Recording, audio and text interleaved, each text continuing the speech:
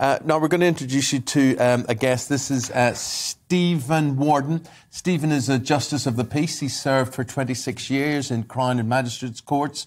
Stephen, very good to see you. Thank you for getting in touch. Stephen is a breakfast viewer here on GBNews. And it's the Prince Andrew situation that you really want to talk about, Stephen, yeah? Yes, that's right, yes. I mean, the Prince Andrew situation is sad in so much that, again, here's another episode of the royal family having to trudge through some mire. And it was avoidable, of course, had Prince Andrew been a bit more acute in picking up the signals that I feel must have been obvious in Epstein's mansion of misery. So here we are with yet another episode of the royal family being called into question. Yeah. And how do you think it's being handled now that we've got this settlement?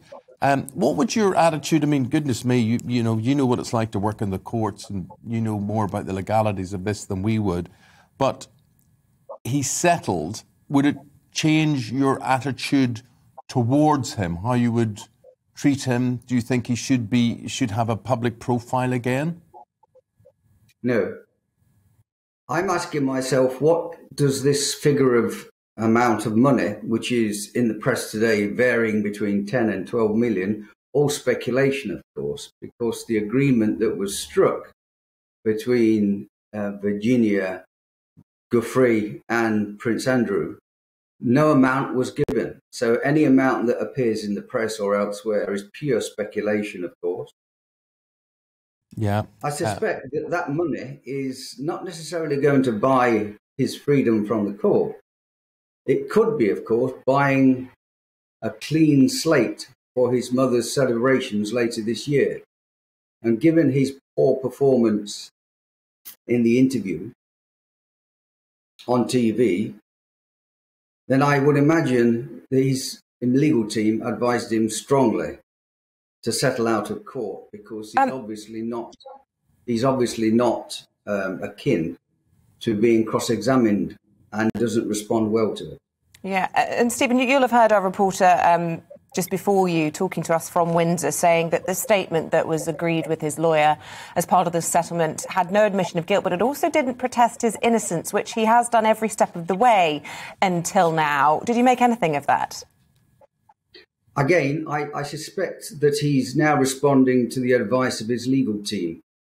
Say as little as you can, say that's only what's necessary to satisfy the legal requirements to get this case finished with before it goes into court.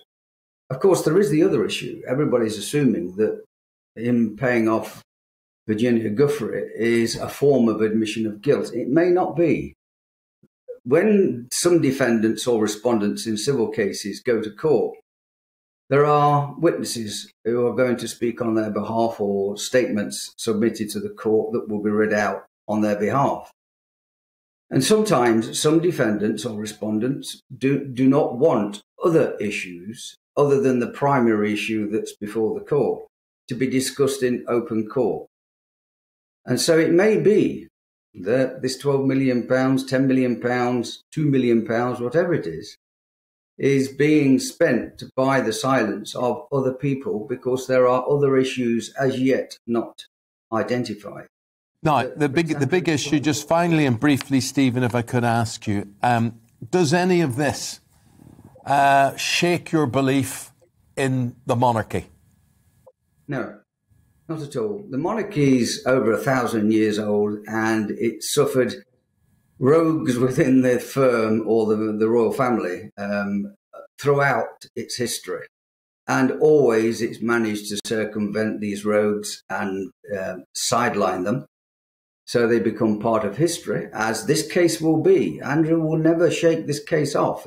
It'll always be on the radar because it is now part of England's history.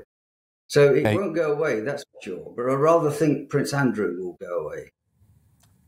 Stephen, fascinating talking to you. Thanks for getting in touch with us and appearing on the programme. And I hope you'll be watching tomorrow when I've got Angela Rippon here in the studio.